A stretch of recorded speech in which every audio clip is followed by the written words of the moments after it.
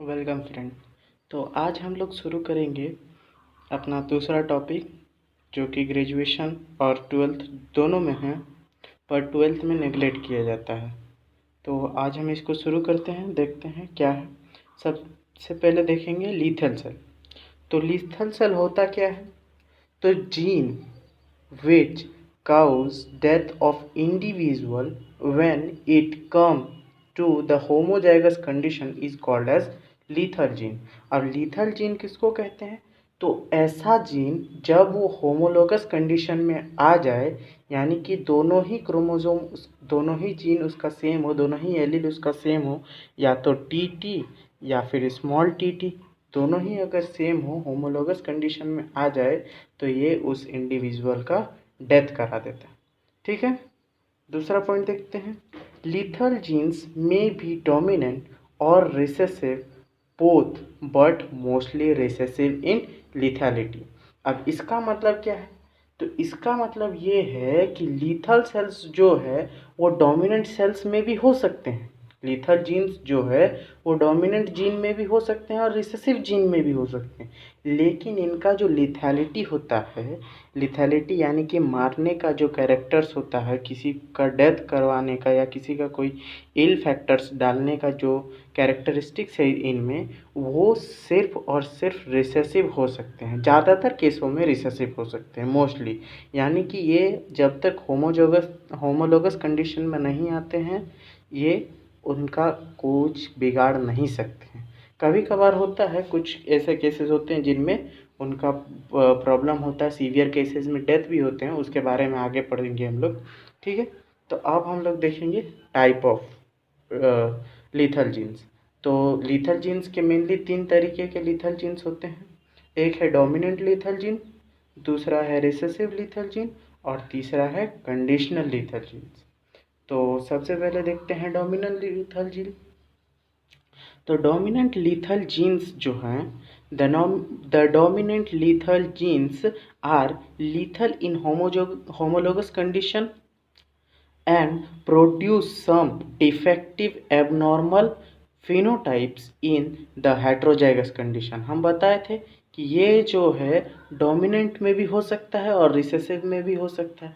तो देखिए दोनों में है, डोमिनेंट में भी है और रिसेसिव में है। इसमें डोमिनेंट जीन में होगा, इसमें रिसेसिव जीन में होगा। लेकिन हम बोले थे लिथैलिटी इसका क्या होता है, हमेशा रिसेसिव होता है, इसीलिए जब तक होमोलोगस कंडीशन में नहीं आएगा तब तक वो कुछ बिगाड़ नहीं सकता। लेकिन जो कि ये, क्योंकि ये डोमिनेंट सेल में है, तो ये कभी कभार हेट्रोजाइगस कंडीशन में भी उसके फिनोटाइप में कुछ चेंजेस ला सकता है, उसके फिनोटाइप में कुछ एबनॉर्मेलिटी ला सकता है। और कभी कभार बहुत सीवियर केसेस में, बहुत कम केसेस ऐसे होते हैं, उसमें क्या करता है, ये उसका डेथ भी करा सकता है।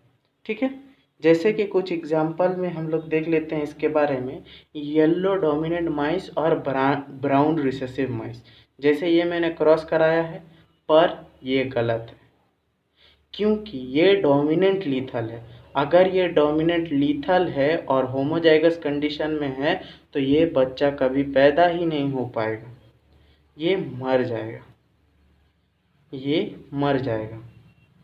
ठीक है, तो ये क्रॉस तो होना पॉसिबल नहीं है, हाँ। तो अब हम लोग देखेंगे असली क्रॉस। ये है येलो माइस और येलो माइस, जो कि हमेशा हेट्रोजाइगस होंगे, क्योंकि अगर येलो माइस होमोजाइगस हो गया तो उसका मौत हो जाएगा। ठीक है, देखिए जैसे यहाँ पर क्रॉस में है, तो क्रॉस करेंगे हम लोग पहले येलो माइस हेट्रोजाइगस और yellow mice heterozygous. Gamete formation हुआ capital Y small y, capital Y small y. उसके बाद जैसे हम लोग क्रॉस करते हैं, मेंडेलियन क्रॉस वाला जो दिखाए थे उस वैसे ही। ठीक है, ये 1/4 बनेगा येलो माइस, ये 2/4 बनेगा येलो माइस, इसका जीनोटाइप, और ये 1 बनेगा, 1/4 बनेगा, ये हो गया ब्राउन माइस। लेकिन जब हम इसका फिनोटाइप देखेंगे तो ये होगा 2:1 का। क्यों? क्योंकि ये तो मर जाएगा, ये तो होमोजाइगस कंडीशन में आएगा, ये पैदा ही नहीं हो पाएगा, ये अब बिना पैदा हुए ही मर जाएगा, पैदा होने से पहले ही मर जाएगा। ठीक है, अगर हम इसको जोड़ते हैं तो फिर ये 3:1 हो सकता है, लेकिन ये तो पैदा ही नहीं हो पाएगा, तो ये क्या रह जाएगा, 2:1। ठीक है, अब हम लोग आगे बढ़ते हैं। अब आता है recessive lethal gene. Recessive lethal genes ये हमेशा होमोजाइगस कंडीशन में ही कुछ इफेक्ट डाल पाएंगे, हेटेरोजाइगस कंडीशन में ये हमेशा नॉर्मल रहेंगे। नॉर्मल, जिस तरह से नॉर्मल इंसान काम करता है उसी तरीके से ये भी नॉर्मल काम करेगा, ठीक है, कहीं कुछ नहीं कर पाएगा, ठीक है, समझ में आ गया। उसके बाद अब हमारा है कंडीशनल लीथल जीन। अब ये क्या होता है कंडीशनल लीथल जीन? ये रिसेसिव पढ़ लिए है, डोमिनेंट पढ़ लिया, रिसेसिव में होगा तो रिसेसिव, डोमिनेंट में होगा तो डोमिनेंट। अब लीथल जीन, ये कंडीशनल लीथल जीन्स कैसे जानेंगे?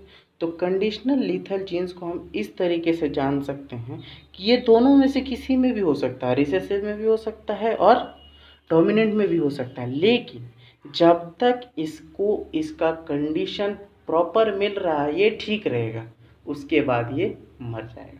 इसका सबसे अच्छा एग्जाम्पल है हमारा, इन्वायरमेंटल कंडीशन पे डिपेंड करता है, तो सबसे अच्छा इसका एग्जाम्पल होगा हमारा जो फ्लाइज होते हैं, ठंडे के टाइम पे फ्लाइज होते हैं जो, वो लगभग ड्रोसोफिला ही कहा जाता है उनको। ड्रोसोफिला फ्लाइज जो होते हैं वो ठंडे के टाइम पे आते हैं, लगभग 16-16.5 डिग्री में शुरू होते हैं वो, 6, है ना, तो वो उस टाइम पे नॉर्मल रहते हैं। लेकिन जैसे ही टेम्परेचर बढ़ता है, 25 डिग्री नॉर्मल टेम्परेचर तक पहुंचता है, वो क्या होते हैं, मरना शुरू हो जाते हैं। तो ये जो कंडीशन है, इसी कंडीशन को हम लोग कहते हैं कंडीशनल लीथल, यानी कि इन्वायरमेंटल कंडीशन के हिसाब से ही इसका लिथैलिटी काम कर रहा है, ठीक है। आज के लिए इतना ही।